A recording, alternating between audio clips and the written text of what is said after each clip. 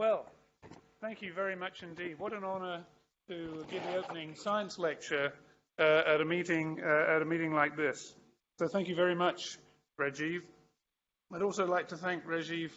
I asked him if it would be okay if I gave my talk in shorts, and he said no.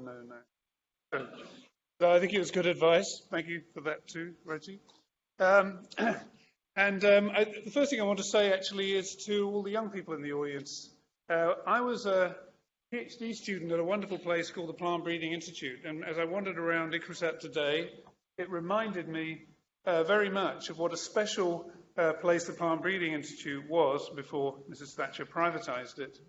And this is what it used to look like back then. Now, some of these people you may recognize. Mike Gale, the people who work on millets and sorghum will certainly recognize him. Dick Flavel, who was my PhD advisor. John Snape. Colin Law. This is before I shaved my beard off. It was a fantastic place because it was a place where you had both top basic science going on and plant biology, particularly biology that contributed to yield, and plant breeding in the same institution. And so everyone who works here, as I wandered around, I felt rather jealous of the fact that you're in a position where you can do state-of-the-art genomics on a number of important crops, and then you can actually match genotypes to phenotypes in the field, and that's actually quite a rare, distressingly rare privilege. So I say to the students and postdocs here, make the most of it. You're in a special place. So when we think about crop performance or yield, you can ask questions about, for example, this field of wheat here. Is this a good wheat variety? Does it have good photosynthesis? Has the architecture right? Is it easy to harvest? So you can ask about the intrinsic properties of your wheat. For plant microbe interactions, it's a bit different. So I thought this would be a sensible thing to show here. You can't actually ask the question, what is the intrinsic property of this cricket team? You can only assess its competence, its excellence, when it's pitched against other cricket teams, as you see here. Probably wouldn't struggle much against this one. But if you're working on plant disease resistance, what you're interested in is how does this wheat variety perform against diseases? And of course, there's a whole variety of pathogens there. There's a whole variety of races of each pathogen. And so it makes the whole challenge that we're trying to address here much more complicated. Now, plant disease resistance is, of course, very important. So this is my title, Genomics-Based Approaches. There's a lot of very important diseases in the world that cause crop losses. We were talking about water relations earlier. So here's a thought for you. If it takes 1,000 tons of water to produce a ton of grain, and that's usually the ballpark figure, it could be more here where it's hot and dry, and you lose 10% of your yield to disease, that's 100 tons of water you've thrown away for a ton of grain. So actually, disease control is important for every aspect of the sustainability of agriculture. So at the Sainsbury lab, I work primarily on potato late blight. Others work on wheat stem rust, black sigatoga, rice blast, and also on wheat blast, which is probably creeping in from Bangladesh right now in India. And we also work on Asian soybean rust, but I'm going to be just focusing on potato late blight, my talk, for the most part. Okay, so Rajiv kindly referred to the Zig Zag Model. These days, I think it's probably more easier to conceptually just distinguish two types of disease resistance mechanisms based on two types of receptor. So you have receptors at the cell surface that can recognize molecules from bacteria or filamentous pathogens that the pathogens can't help but make. And so these cell surface receptors recognize what are called pathogen-associated molecular patterns, and they're called, the recognition molecule is called a pattern recognition receptor. And so this stops many microbes from causing disease on plants. But the successful disease-causing microbes make molecules called effectors, which they often pump into the cell. There's also ones outside the cell, but the biggest class is pumped into plant cells to interfere with the defense that's activated from these receptors. And in turn, plants have evolved intracellular receptors, intracellular sentinels, that enable them to detect when effectors show up and then activate defense. These are often called NLRs, and the molecules they recognized were genetically defined as avirulence genes, but they're now regarded, better spoken of as recognized effectors. Now, knowledge of this kind is very powerful. So this is an example of a work I was associated with a few years ago, carried forward by Cyril Zipfel. All plants have the capacity to recognize molecules from pathogens. Different plants don't recognize the same set of molecules from pathogens as each other. So here's a gene from the wild weed, Arabidopsis, EFR, and you can take it from Arabidopsis and put it in tomato, and then that plant is now resistant to bacterial wilt. So this is not actually a toxin that's being taken into a plant. It is a perception molecule. And this is actually quite difficult for the regulatory authorities because regulatory authorities have rules for dealing with plant-incorporated pesticides. Of course, it doesn't apply to this. This is not a pesticide. This just expands the capacity of the plant to perceive molecules from the pathogen. But the outcome is very effective. If you're expressing this molecule, this receptor from Arabidopsis in tomato, then you're resistant to bacterial wilt, and if you're not, then you're not. So the main group of plant sentinels are intracellular receptors that are called NLRs for nucleotide binding leucine repeat proteins, or nod-like receptors. And they come in two flavors, depending on their structure at the N-terminus. There are those with a so-called TIR, toll interleukin-1 receptor resistance signaling domain, and those with a coil domain. But they all have this nucleotide binding domain and leucine-rich repeats, which are usually associated with recognition. Genetic variation in the leucine-rich repeats is associated with variation in the capacity to recognize races of a pathogen. So how do these things work? So I think it's important to think about how resistance genes work in the context of plant populations. So for the American audience, I had to rename the Smarty model the M&M model. But basically, the idea is that if you represent a single resistance gene with a single perception capacity as one color, then this is what we are putting into the field in the artifact that we call agriculture. And this is what plants evolved in, populations with heterogeneous repertoires of surveillance capacities. So each resistance gene is in that population as in a minority state. But of course, you know what happens when you get something can grow on and can overcome one of these resistance genes. It doesn't end well. And so disease control is much more difficult if you have populations that are genetically identical, because any pathogen that can grow on one plant in that field can grow on all of them, and you get an epidemic. And that's what we're familiar with in agriculture. If you've got a pathogen race shows up that can grow on this red resistance gene here, then not only are most of the plants around it resistant to that race, but also the susceptible plants are further away. So this dramatically attenuates the epidemic. And this is a depiction of agriculture in Europe by Van Gogh a couple of hundred years ago. You've also got other plants in there. You've got the weeds that are not controlled compared to over here. So it's important to think about how these NLR genes, which are resistance genes that we're going to be manipulating later in the talk to do something useful, are constrained by. So there's huge diversity in pathogen recognition capacity in wild plants. And it's analogous, in fact, to the human major histocompatibility complex, which specifies the diversity of peptides from viruses and parasites that we can recognize and respond to. So plants have tens to hundreds of MHC loci, so they've got tens to hundreds of resistance gene loci, many with extensive allelic series and haplotype diversity. And in wild populations, there's tremendous variation for recognition capacity. And this creates a barrier for the pathogen, because each strain that can grow on one is poorly adapted to most of the others in the population.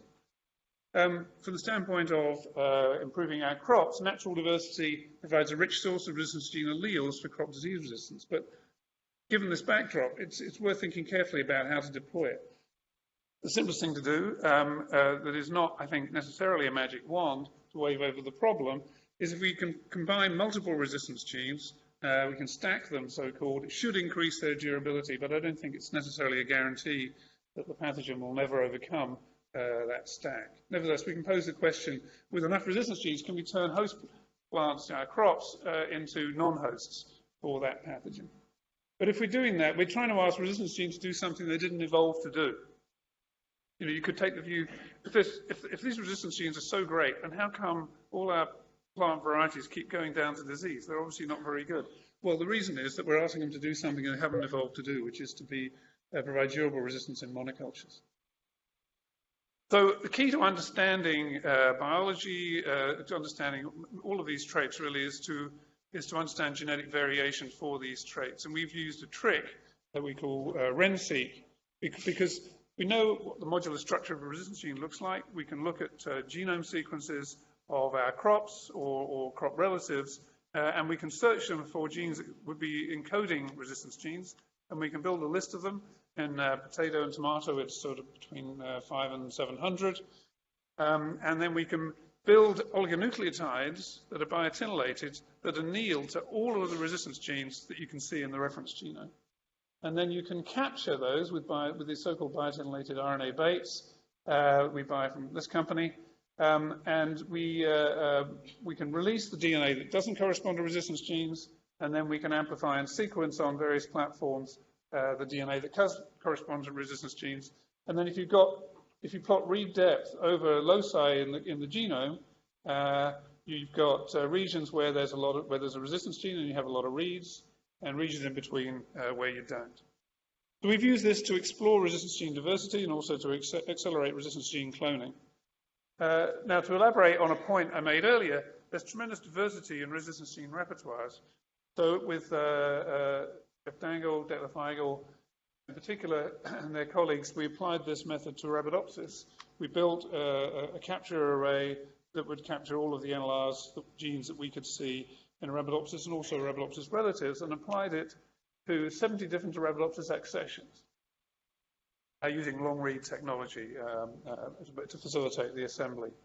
And what this shows along here is if you look at any 2 accessions, or 4 or 6 or 8 accessions, you will see somewhere between 120 and 180 NLRs. It turns out if you just look at the Columbia NLRs, and then you look at the so-called panliberome of Arabidopsis, there's about 30% of the panliberome is missing if you just sequence one resistance gene. Because and we found this quite a lot. We've been cloning resistance genes against albugo and other pathogens, and we find genes in one accession that are just completely absent from Arabidopsis. This is consistent with that diversity I was telling you about in plant population. So I've used this term non-host resistance. It's actually rather a vague term, and we've come around thinking a bit harder about it than we did to start with. But for example, brassica races of downy mildew, of powdery mildew, beg your pardon. Barley races of powdery mildew will not grow on wheat. Wheat races of powdery mildew will not grow on barley. That's non-host resistance. What is it due to? It's active resistance. It's not a complete failure to colonize. And so you can ask the question, is it due to cell surface receptors or intracellular receptors? So our model system for addressing this has been the relationship between Brassicaceae and this pathogen, Albugo candida, causes white rust, and it's quite an important disease of oilseed Brassica juncea in India. So, and these races, there are various races of Albugo that specialize on different members of the Brassicaceae. And what we did was we used, we worked with a race called AC2V, and that Brassica juncea infecting Albugo candida race, which is resisted by every Arabidopsis accession that you put your hands on. And we asked, why is it resistant? And so what our approach to this was to use genetics, was to create or to work with a pre-existing magic population where 19 Arabidopsis accessions have been intercrossed, And then the intercrosses were intercrossed and more intercrosses, and then it was self for like 5 or 6 generations. Then you had a bunch of inbred lines which carried segments of chromosome from any one of the 19 parents. And what we were looking for was transgressive segregation. So all the parents are resistant to AC2V, it's the Albugo Candida race, and we found some susceptibles. That's transgressive segregation because you've got a phenotype in the progeny that you don't see in any of the parents. And once you've got something that's susceptible, then you can do genetics. By crossing the susceptible line, we call Magic 329, to 19 Arabidopsis accessions that are resistant, and we chased down 5 different resistance genes that are responsible for the resistance, and they're all TIA nibblers, TIA NLR type resistance genes. So in this case, the non-host resistance in Arabidopsis to brassica-infecting races of Albugo Candida is due to effector-triggered immunity. This actually fits with an analysis from Paul Schulze-Liefert and Ralph Panstruger that they had a nice review in TIBS on this. The lower the evolutionary distance between the host and the non-host plant species, the more likely it is that the resistance is going to be due to NLRs. But what we think is that Arabidopsis is actually an infinite supply of resistance genes to control this disease in Brassica gentiae anywhere in the world. And you can see that if you take these resistance, for example, the WRR4B gene out of Arabidopsis and put it into Brassica gentiae, you get resistance. And you also do with another allele of paralog at the locus called WRR4A. And so I think we've already got Brassica genotypes that carry 4A and 4B and appear to be fully resistant to any of the gentiae infecting races we have in our collection. Sequence capture was useful in that map-based cloning of those resistance genes. Those among those parents were ones that were included in the big REN-seq of all the Arabidopsis accessions. So it meant that we could land very rapidly on the co-segregating NLR that conferred resistance. But we've also used sequence capture to investigate pathogens, and this is, I think, quite a useful trick. So what's nice is you can go into something like this, just an infected leaf, make DNA from the leaf in the field, and using oligonucleotides that are targeted to pathogen sequences, you can then pool a bunch of DNA samples and sequence them on a high sequencing platform and determine the genotype of that race. And you can look for diversity within it. We call this pathogen enrichment sequencing, or PENSEQ. So we can investigate these different races.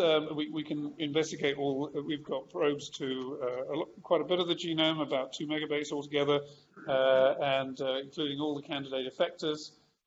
And what it turns out with this pathogen is that it's the races that colonize any particular plant host are very closely related.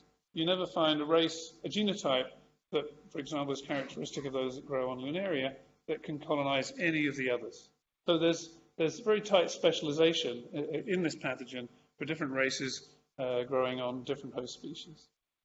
And another thing that we could identify in this analysis was that polyploidy was quite common. So we could see, for example, that if we looked at allele frequencies in the reads that from polymorphic regions from the pathogen, we can see frequencies of 1/3 to 2/3 of any particular allele, and you're only going to get that in a triploid. Now I talk about the effectors of this pathogen. Their diagnostic motif is this, what we call the CCG, the CXXC X5G. And what we found is that from transient co-expression with the resistance genes, that WRR4A, which they're in a set of a complex locus with multiple paralogs, WRR4A actually recognizes 7 different effectors in the pathogen race AC2V, and also WRR4B recognizes 4 different effectors. So I think there's a good chance that by combining 4A and 4B as a stack in Brassica gentiae, the pathogen is going to have to lose 11 effectors to overcome those 2 resistance genes. And that just illustrates how you need to understand both sides of the picture to make a reasonable prediction about whether or not the resistance strategy you're adopting is going to be durable. And the effectors that are recognized come from very different phylogenetic clades of the repertoire of AC2V CCG. So just to illustrate where we'd like to get to is turning our crops into non-hosts for their pathogens. And a much more important crop worldwide is potato, and a much more important disease worldwide is this disease, Phytophthora infestans, an oomycete. And it can take a field of potatoes that look like this to a field of potatoes that look like this in a couple of weeks if you don't control it. Farmers in the UK spray 15 times a year to try and control this disease, and it's a tough one. So can we turn potato into non-host for Phytophthora infestans? We'd love to be able to do. Now, we have made some progress. We've cloned a resistance gene from a wild relative, Solanum venturii, the old-fashioned way. In fact, we backcloned 2009. And this gene, at least in a snapshot field trial in Norwich, conferred full resistance to late blight compared to the variety that didn't receive the resistance gene. And actually, this resistance gene is the first cloned NLR gene to be deployed in commerce. It's been deployed by the Simplot company in the United States to confer elevated blight resistance over there. And they got authorization for this, and I was talking earlier about the problem they have with the regulatory authorities. The regulatory authorities needed to be have it explained to them that this is not a plant-incorporated pesticide. It doesn't change the pesticide repertoire of the resulting plant at all. It just increases the capacity of the plant to perceive when the pathogen goes up and then turn on its pre-existing pesticides that stop the pathogen. But of course, if you've just got one resistance gene out there, it's like only having one antibiotic, you're asking for trouble. So we need more resistance genes. It turns out that even if you combine a resistance gene, let's say this one, CHC1 here, this one, VNT1 here, where you've got a delay, but not abolition of colonization by the pathogen, at least in this experiment in Holland. If you stack VNT1 and CHC1 together, then you basically delay appearance of symptoms indefinitely. So even weak genes can make a quantitative contribution to the efficacy of another resistance gene. To source more resistance genes, we use this wild plant here, Solanum americanum. It's a worldwide diploid.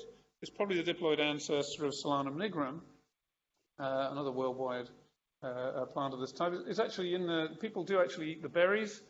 I would pose the question, I've put the question mark behind, is it non-host resistance? Of course, nobody's ever really seen in the wild Phytophthora infestans growing on it. But on the other hand, nobody has planted 50,000 hectares of the same genotype of Solanum americanum. So to say it is non-host resistant, whereas potato isn't, when the experiment was done in such a different way, is perhaps a little unfair. Nevertheless, it does turn out to be a very good source of resistance genes. It's an inbreeding diploid, unlike many of the diploid solanums that people work with that are self-incompatible. It's a moderate-sized genome, and there's a lot of diversity from gene banks. And most importantly, we got a hold of all the germplasm that was available before the UK signed the Nagoya Protocol. So our question is, how many RPI-AMR genes can we find? We found at least 4 loci and cloned 2 of them. Can we use them to turn potato into non-host for P. infestans? I think it's possible when combined with other ones, but it may require a combination of both cell surface and intracellular receptors for an extra level of insurance. So how do we combine cloning resistance genes with next-gen sequencing? So we were lucky to find one susceptible Americanum genotype and about 70 or so that are resistant. Cross, self, you've got a susceptible screen for susceptibles. So then we got capture sequencing with long reads on the genomic DNA and also on the cDNA, with mycetic cDNA of the resistant parent, and the same for the susceptible parent. And then we bulk plants that are susceptible, and then we just look for alleles that are present in the resistance gene, resistant genotype, that are absent from the bulk susceptible. So then you can just land on it. And with these long reads, we can get entire resistance genes showing up on single reads. So our first success with this approach was to clone RPI AMR3 from Solanum americanum. And we just basically landed on a bunch of paralogs of this family here, and then transiently expressed them in Benthamiana to identify those that confer resistance. And it was this guy, AMR3I here. And Camille Vitek, who along with Florian and Jude developed the RENSeq method, took a starring role in this work. And about 3 accessions of the 35 we characterize in detail carry this gene. So 10% or so of the wild accessions. We've also found the same resistance gene actually in Solanum nigrum, consistent with it being a hexaploid derivative of americanum. So we were able to declare victory on this, and we had a paper, an issue of Nature Biotechnology. I was going to say a word for our sponsor, but apparently they didn't sponsor. But anyway, thank you very much, Susan Jones, for shepherding these 3 papers through. I always look at this date, June 2016. It's good that something good happened in June 2016, but also the month of the Brexit vote. But the real point of this is that using these genomics methods, we can dramatically accelerate the way in which we can recruit diversity from wild relatives for use in our crops. And you can see potato, wheat, and soybean, or actually pigeon pea was the source of a resistance gene against Asian soybean rust for soybean in these 3 examples. And so there's a lot of diversity out there that we can draw on to improve crop resistance. But back to the question how best to use it. I just want to say a little bit more about some unpublished work. So there's another resistance gene we found that's actually more of the accessions called AMR1. And it's quite interesting. So we found resistance that co-segregated with a marker we found linked to AMR1 in a lot of different bags of seed. Of course, they're called seed packet, this, that, or the other. They've been collected from all over the world, from accessions from all over the world. Some of them turn out to be duplicates of accessions in different seed banks. We cloned a version of AMR1, and it maps to this. It's in this clade of resistance genes. It's dependent on the NRC family of helper resistance genes that my colleague Sophie Kamoon recently reported on. But the interesting thing about this locus is that there's tremendous allelic diversity. So here, again, you see multiple paralogs we call AMR1A through I. Most of these have been tested for resistance. They don't actually confer resistance against Phytophthora infestae. This is the original one we cloned, 2273, the AMR1E. These are the closest homolog of 1E when we did RENSeq on all of these other accessions. When we transiently expressed all of these ones in green here, we got resistance. But look how different they are from each other. They're as low as 89.3% identity.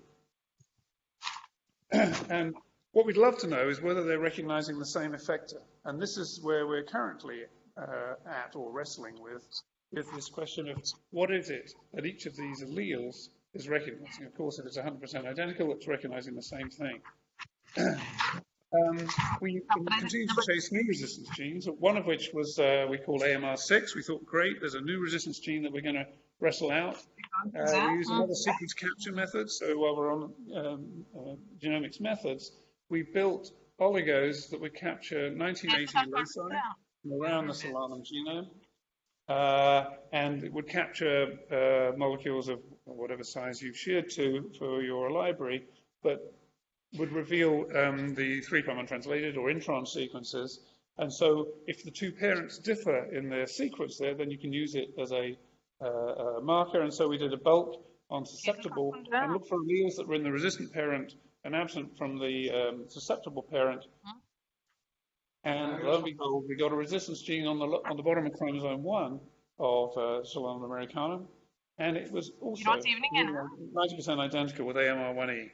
So there's something about this locus that it spat out diversity for recognition capacity. It just shows where it is on the distal end of the long arm of chromosome 1.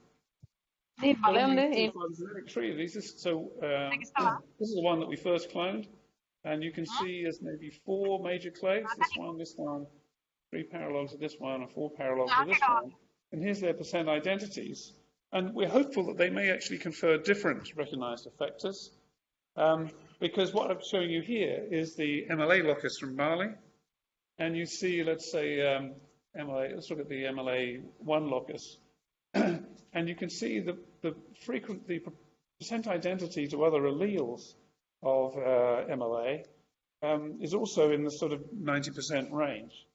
And Paul Schultz-Liefert and his colleagues have shown that different MLA alleles that emerged at the same locus recognize sequence-unrelated effectors. So if we find that to be true with our case, we'll be very happy, because it means we've cloned a lot of different resistance genes, even if they're all homologous to each other. We found that they all recognize the same effector. They'll be less happy. We'll have only cloned one. So we've got to find the resistance gene. We've got to find the recognized effector to find out what that answer is. What about other resistance genes that we're chasing? We've identified one resistance gene, AMR2, that's actually very closely linked to AMR1. But we're pretty sure it's not an NLR because we're not capturing it, at least with the baits that we've got. Another one maps to the top of chromosome 1, and AMR5 maps to the same region. So we're wondering if these are receptor-like kinases or receptor-like proteins. And we're now using Octave Nanopore to try and generate long-read assemblies of these genotypes to look at the sequences that are co-segregating. We've got quite good resolution populations, but we've got no NLRs sitting in there. So we'll see how well that works, but I think it's the next phase. So what about how you deploy these? So we've been building stacks of these resistance genes, RPI, VNT1, AMR3, and AMR1E. And we had a field trial this year. So this just shows that field trial. So we put Maris Piper lines that carried either VNT1 or AMR3 or 1E or the 3 RPI gene stack. This is a drone picture of our little field trial. The John Innes and the color code tells you what is where. So this is now we've got the RPI gene stack next door to a wild-type Maris Piper that's untransformed, and you can see it worked. So this approach, because there's 3 resistance genes in this genotype, I'm more confident that if we deployed it on thousands of hectares, it would still function. So I'd like to particularly thank Marina, who spearheaded that, and Camille again. So I talked about you combining PTI and ETI. This is work from Thorsten Nuremberger and colleagues who identified a secreted molecule from many oomycetes that is recognized by a receptor-like protein in Arabidopsis. And when you express that protein in potato, then you get substantial reduction in the growth. So this is the amount of reduction of growth of phytophthorantestins in lines that carry this gene. So we think we'd like to stack our R genes with this RLP23, because I think, again, that will just reduce the risk. If something shows up that can overcome the 3 R genes, it will get away and cause an epidemic. And we're also cloning other resistance genes. So with Jacek Hennig and colleagues, we've cloned a resistance gene called RYA-STO, which is a potato virus Y resistance gene. And so, we're planning to combine 3 resistance genes with RY, RLP23, and also this EFR gene that I showed you right at the beginning for bacterial wilt resistance in collaboration with Mark Gislane at SIP Becker in Kenya. And these are all going to be selected with a chlorsulfuron resistance gene for transformation. So every gene here is going to be a plant gene. So we'd be taking genes from one plant and putting them into another. This is just plant genes in a plant. And we hope that if we do it that way, it'll reduce the level of neurosis from the regulatory authorities and from the public about what it is that we're doing to try and solve a problem in agriculture. We'd love to achieve this by editing, but that's going to be a much harder ask, although we're working on it. So I want to leave you with this. So I think from now on, we ought to be able to deploy resistance genes much more intelligently than we've been able to in the past. So if you deploy resistance genes as stacks, there is going to be less resistance genes, because imagine if you've got 3 resistance genes there, you've got a pathogen that evolves to overcome one of them. The other 2 are saving that resistance gene from going down. The other thing is that people have done stacked breeding before, but usually by conventional breeding. And what happens is if you've got a variety where you brought in 2 or 3 resistance genes, If you ever outcross it again to try and make a new variety, then you separate those resistance genes. But if they're stuck together on a tDNA, that can't happen. Often resistance genes have been bred in by breeders, and there's a phenomenon called linkage drag. Bad alleles of other genes that come in cis. If you do all them by cloning, then you avoid that problem. Genomics helps.